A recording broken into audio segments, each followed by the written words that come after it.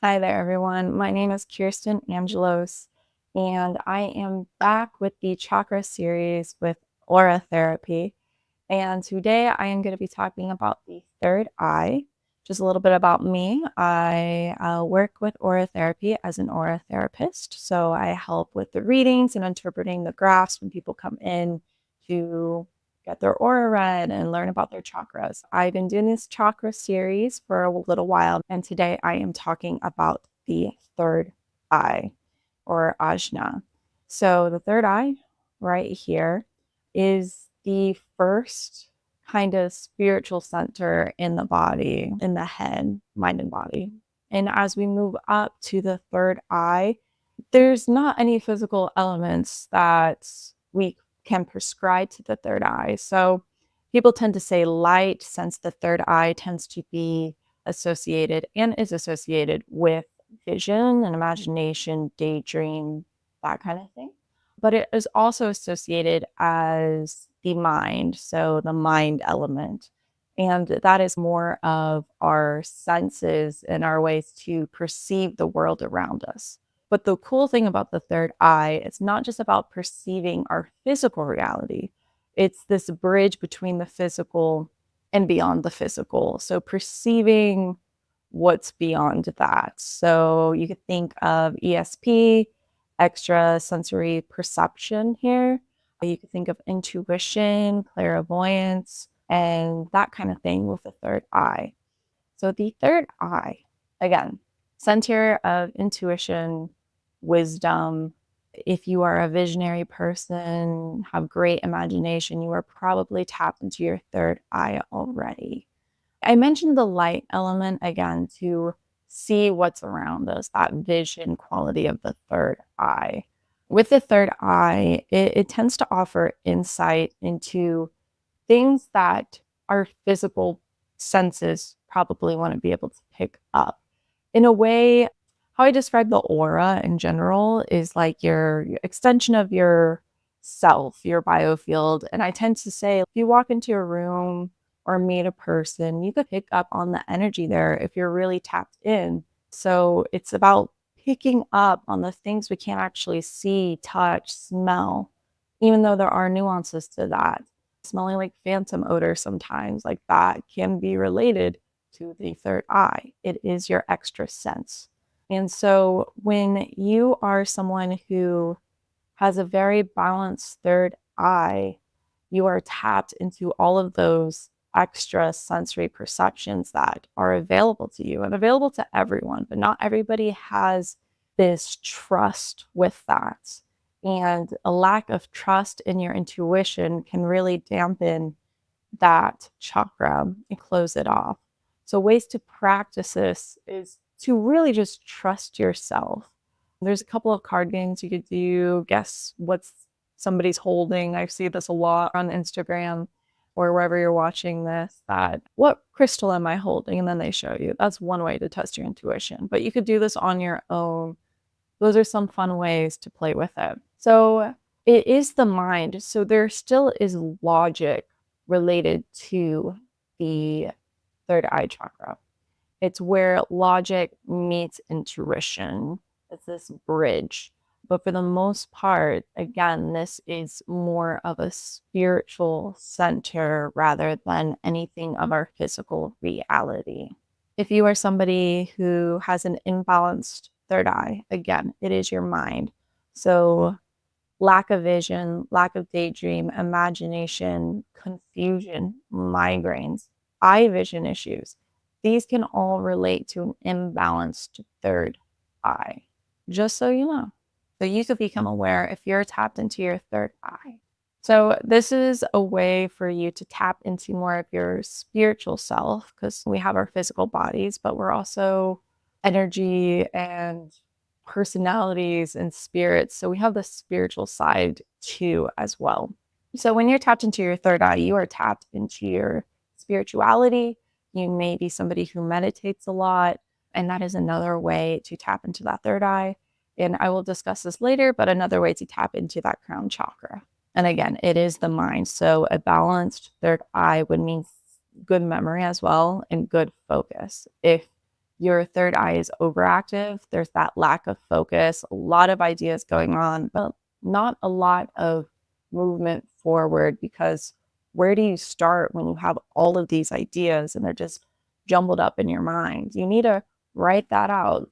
Write out what comes to mind. Maybe do stream of consciousness in the morning. Just write whatever comes to mind, and it will start to help flow those thoughts a little bit better, the jumble that may be going on. If you're somebody who identifies with the third eye, there could be a disconnect with your actual physical reality. So it's really good to be tapped into the third eye. But again, if it's over excessive, there can become more of a connection with the mind versus the heart. And you need that connection to be balanced in this world that you live in, into this physical reality. Sadly, we cannot be up all in this energy space, like love, light, and live. We can't all hang out there. And if you over identify with the third eye, there's this potential of creating more division than the unification that the third eye brings, more of an egotistical type persona. Talk about what you know with others, help others understand what you know. Again, most of us are in the physical reality, not tapping into the spiritual reality as well.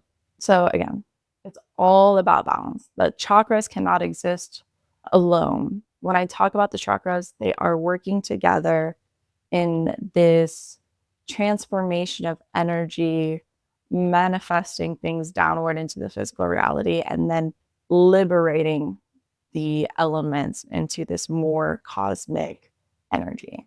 Very cool stuff. If somebody comes in and I see their chart, again, if I see a 1 in their third eye, that's the lowest number you could get. That's, again, lack of clarity, or what I tend to tell people is it's a creative block. It could be a creative block, and also you're not trusting yourself.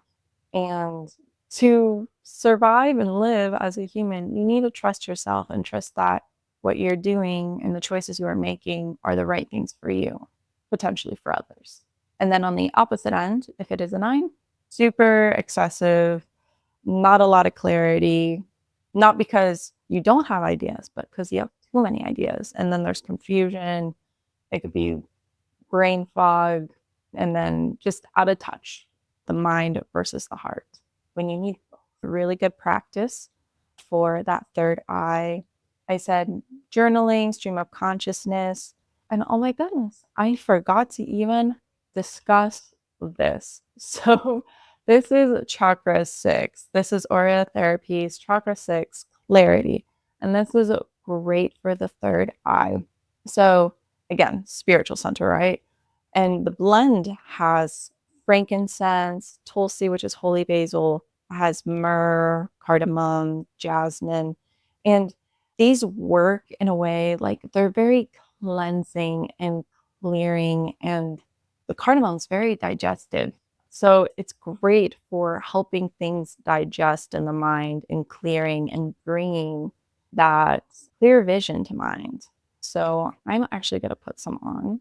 This is my favorite blend, by the way.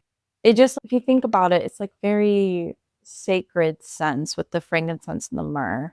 It brings you into that spiritual space. So you put it on the wrist.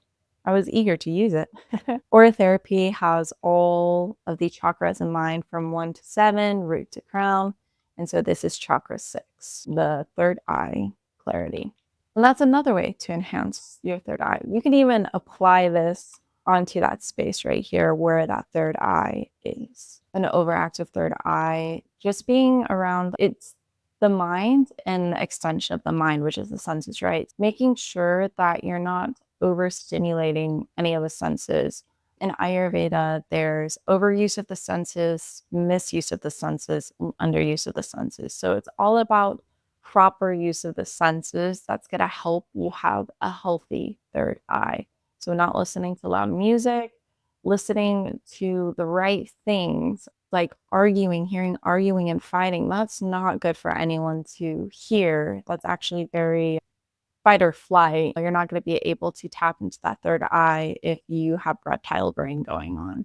So that's just an example of right use of the senses and understanding what misuse could look like, or underuse would be not listening to anything.